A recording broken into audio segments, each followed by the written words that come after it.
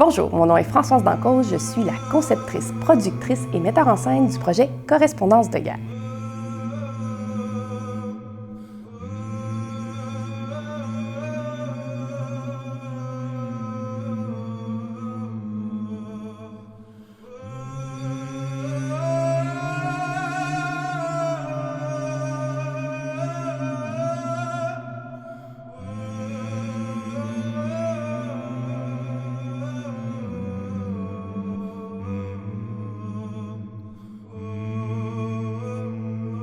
Dans la dernière année, on a reçu une bourse du Conseil des arts et des lettres du Québec en exploration et déploiement numérique pour développer un tout nouveau langage en art de la scène qu'on a intitulé le théâtre cinématographique. Donc, le théâtre cinématographique, c'est un mélange de cinéma et du théâtre. En fait, c'est un peu le meilleur des deux mondes. Du côté du cinéma, on a la précision, le rythme, et du côté du théâtre, on a la proximité et l'émotion. À ça s'ajoute également une téléprésence scénique. Donc, la téléprésence, en fait, c'est qu'on relie deux salles de spectacle par une connexion Internet dédiée.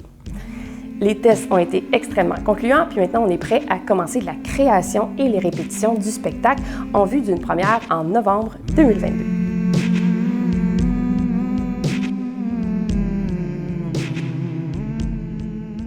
Correspondance de guerre, c'est un spectacle multidisciplinaire qui allie le théâtre, la danse, le cinéma et la chanson. Donc, dans le concept qu'on a créé par la correspondance, en fait, on se retrouve avec deux personnages principaux, la tante qui fait office de mère, et Eugène Mécaille-Papineau, qui est notre militaire parti au front, le héros du spectacle. Et dans les écrits, on a découvert qu'il y avait souvent des non-dits, il y avait de la censure aussi dans ces correspondances-là de la Première Guerre mondiale. Donc, on a voulu développer une compréhension par la danse. Donc, la danse représente tous les non-dits, tout le contexte sociologique et historique présenté dans les correspondances de guerre.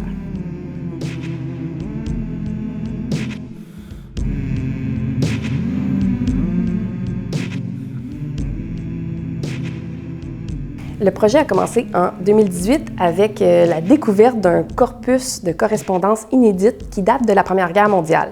En fait, c'est le legs de Eugène Mécaille-Papineau et des membres de sa famille déposé à la BNQ Université Laval. On a accueilli ces réelles correspondances comme un vrai trésor, puis on a voulu faire ensuite un spectacle sur la Première Guerre mondiale qui présenterait justement les deux points de vue, le point de vue famille et le point de vue militaire. Donc, dans les correspondances principales, on avait la tante Émilie et Eugène Mécaille-Papineau qui correspondaient ensemble et se parlaient chacun de leur réalité, soit au Québec ou au front. Donc, le concept de téléprésence prend tout son sens parce que nous avons deux histoires à raconter, deux mondes complètement séparés mais reliés ensemble par la correspondance. Et nous, dans le spectacle, c'est deux salles de spectacle. Une salle qui représente la famille, l'autre salle qui représente le front, donc le militaire qui est en Belgique. Les scènes deviennent des gros plateaux de tournage, mais pas uniquement.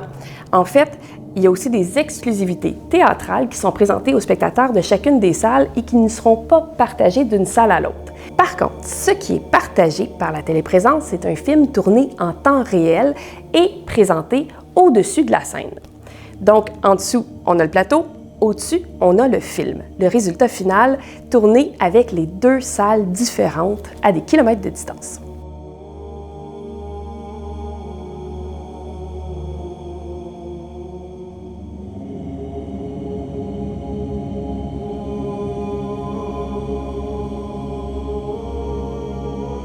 Le théâtre cinématographique, c'est tout un nouveau langage qu'on a développé aussi pour faire de l'emboîtement scénique.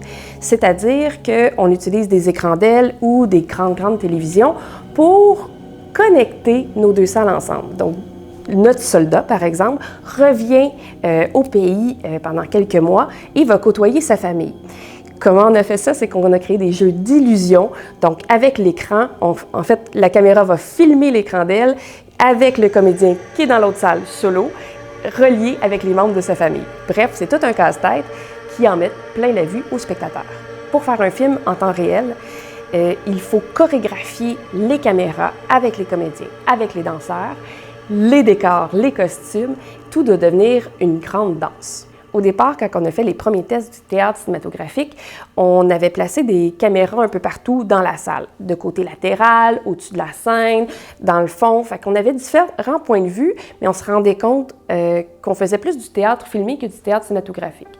Et dernièrement, on a instauré un nouveau personnage sur scène qui est la caméra. Donc, on a un caméraman réalisateur sur scène qui prend place comme personnage ou comme narrateur. Dans le cinéma, on a l'habitude de reprendre maintes et maintes fois la même scène pour avoir différents angles, pour améliorer l'interprétation. Nous, dans le théâtre cinématographique, on n'a pas le droit à l'erreur, tout est fait en direct. Donc, c'est une grande chorégraphie. C'est comme si on faisait un film dans un long plan séquence, mais à multiples caméras. Un autre souci majeur qu'on a découvert en faisant nos tests, c'est qu'au théâtre, l'éclairage, c'est un éclairage scénique. Au cinéma, on a un éclairage de cinéma. Il faut, en fait, nous trouver une balance entre ce que la lentille, la caméra va être capable de capter comme luminosité et qu'est-ce que le spectateur, lui, va voir. Donc, on a des jeux de lumière complètement différents. Là, on se retrouve dans un monde à développer. On est encore en recherche là-dessus, mais on a trouvé des astuces pour contourner justement la faible luminosité ou la surexposition qu'on peut avoir sur scène. Au niveau des décors, on a aussi plusieurs obstacles. Le décor de cinéma, le décor théâtral sont très différents l'un de l'autre. On se retrouve avec une scène, avec plusieurs possibilités. Une scène, logiquement, c'est noir. Fait que nous, on va utiliser le noir énormément pour faire une interprétation artistique des décors. Qui va se jouer entre le théâtre et le cinéma. Donc, nous, on va utiliser davantage les objets, les faire ressortir sur le fond noir, plutôt que d'avoir un décor cinématographique qui va faire un 360, par exemple. Mais on a réussi aussi à utiliser l'écran d'L ou la télévision pour créer des décors numériques et tomber encore davantage dans l'imaginaire et dans l'artistique. Je parlais tout à l'heure de double spectacle, donc les spectateurs auront la possibilité de voir le spectacle 2 fois, soit du côté famille, soit du côté militaire, et de comprendre peut-être des choses différemment par les exclusivités de salles qui ne seront pas partagées d'une salle à l'autre dans le film.